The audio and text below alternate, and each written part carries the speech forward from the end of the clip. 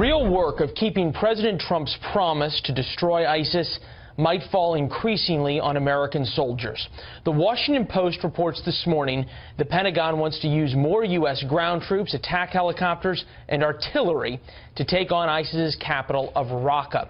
Here with us now, retired four-star General Fox News military analyst Jack Keane. Good to see you, sir. Good to see you, Lynn. You hear about this, you hear about the Pentagon planners thinking about this, and it sounds an awful lot like mission creep. Well, it's not too different than what we're currently doing in Syria, to be frank about it.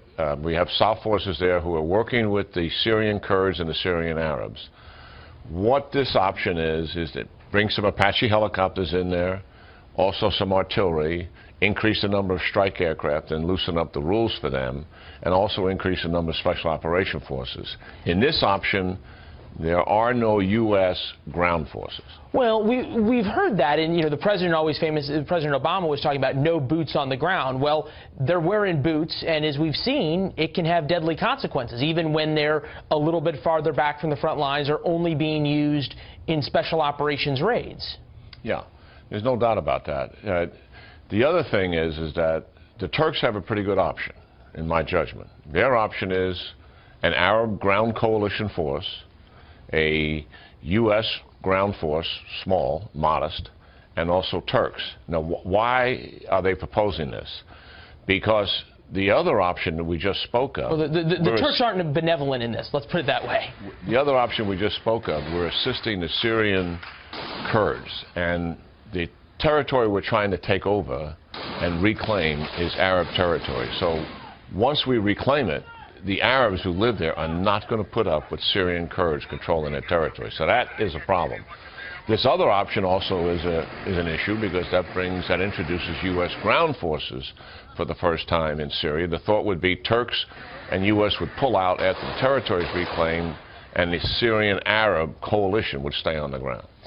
That sounds remarkably like the plan in Iraq and other places as well, that suddenly we're going to give the land back to the locals and everything's going to be roses and daffodils. Well, the end state is really critical, as you point out. In Iraq it is. Whether we can achieve political unity after we throw out ISIS remains to be seen. That's up to the history would tell us, though, that every time we've sort of tried to exact regime change somewhere in the Middle East, whether it be in Afghanistan, an absolute mess, blood and fortune there, blood and treasure in Iraq, tried to have political stability there, a complete mess in that hornet's nest still to this day, especially with Iran meddling. You think about what's happening right now in Yemen, what's happening in Libya. We don't have a great track record to think things are going to be better in Syria. Well, these are driven by U.S. policies, unfortunately. The situation in Afghanistan is driven fundamentally by U.S. Obama policy. We withdrew from Iraq, and we did not help the Libyans who needed assistance after Gaddafi was deposed, and they asked us for assistance, and we did not provide it. That led to our ambassador being killed and the embassy being closed down and the consulate being burned to the ground. Those are U.S. policy decisions. So what's the answer for folks sitting at home right now who are reading this going, wow, all of a sudden there's going to be a lot more U.S. boys in harm's way. There's a lot more of my tax dollars going to another war in another Middle East country. What's the answer to say we're not going to repeat the same mistakes that you just talked about in all those countries? Well, first of all, the president has asked, rightfully so, for a comprehensive plan, Leland, and that's a good thing. We're talking about the ground operation in Syria here, but he wants to know, how am I going to finally destroy and defeat ISIS? So he wants that plan. In other words, how do we take their finances away? How do we work with the allies in the region where ISIS has expanded into 30-plus countries? How do we work with them, not with U.S. troops, but with intelligence and other assistance to undermine this ideology once and for all? How do we enlist the moderate Muslims to reject them? That's a part of the plan that's not going to get a lot of advertisement, but it's absolutely critical for success. Well, and probably also critical in terms of having, to your point, either Syrian Arabs or a pan-Arab coalition that's willing to take control of this. The one wild card, and maybe it's not even a wild card, that comes in when you're dealing with Syria is, number one, the Russians, but number two, the Iranians, who seem to just have tons of fun these days poking at the United States, whether it be missile tests, whether it be harassing ships in the Strait of Hormuz. Whatever it is, the Iranians still seem to find Syria as a good place to poke the United States? As far as they're concerned, Syria is their client state. They have committed the Quds Force to that. That's a special operations and equivalent of the CIA. And for the first time ever, they have committed conventional brigades to that fight. And they are in a military alliance in Syria with Russia. As they are working together in Yemen, as they're trying to undermine the United States in Iraq, they are dead serious about wanting to dominate and control the Middle East. And they have a new ally in Russia to help them do it. Well, and you have to wonder how happy Iran's going to be about U.S. forces inside Syria dealing with that. General, appreciate it. Always good talking to you. Thanks so much, sir. Good to see you. Hey, Shalom, Makyam. First off, I want to say Tawada, Yahweh Bashim Hawshai, for giving me the spirit to do this video. And Shalom to you brothers out there that's doing the truth and sincerity. As you see in the video, Donald Trump gave the Pentagon 30 days to come with a plan, a military plan, to wipe out ISIS, quote unquote, the terrorists, as they would say, off the face of the earth. Now, when you look at the Pentagon's comeback, which they came back a couple of days ago, and Donald Trump approved the plan, going into Syria with more U.S. troops and attack helicopters, and the place they want to start at is Raqqa. Now, when you look at Raqqa in Syria on the map, it's right at the Euphrates River, man. Right there at the Euphrates.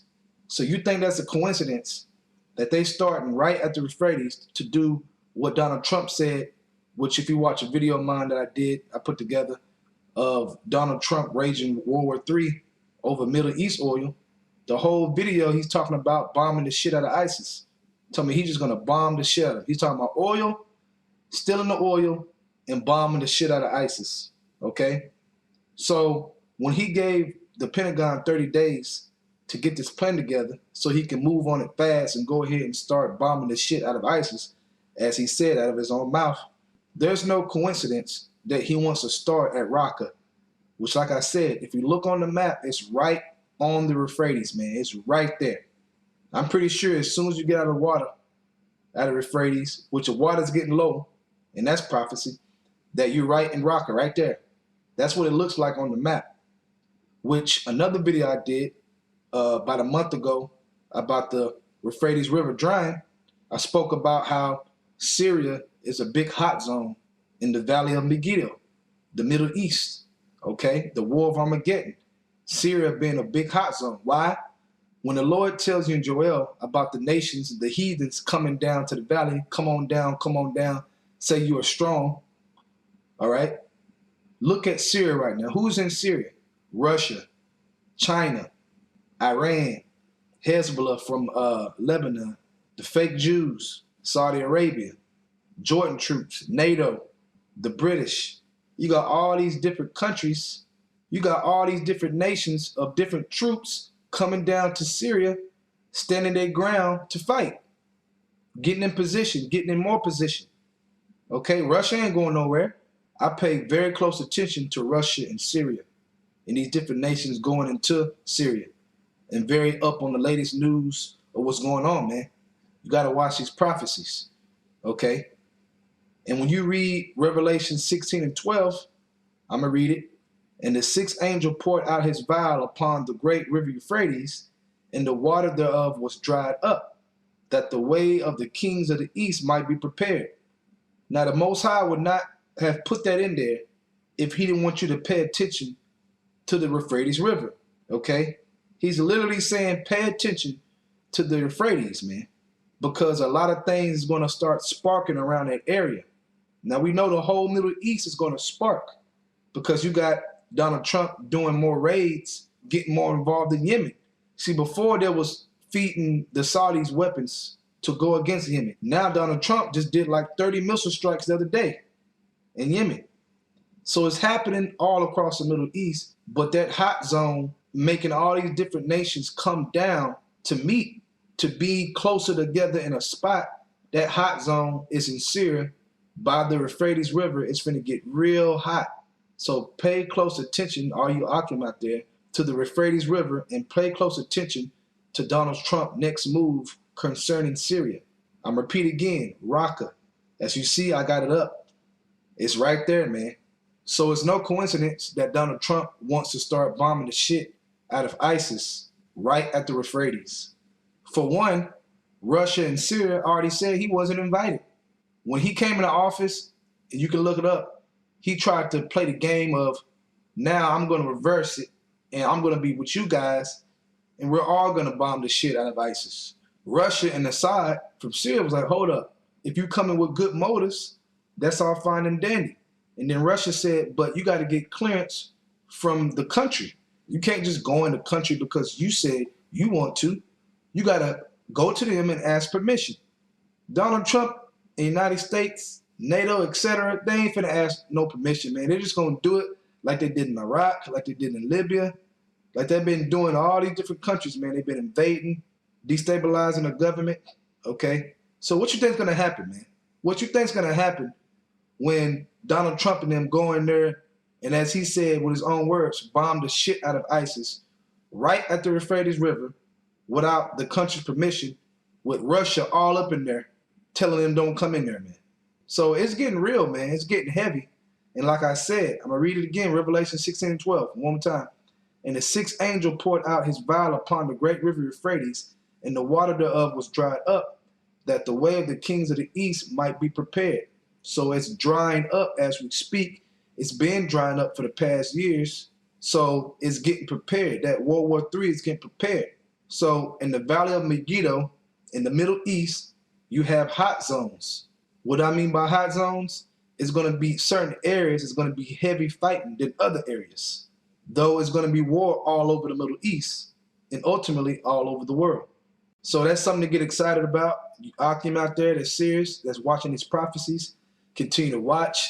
It's getting very exciting.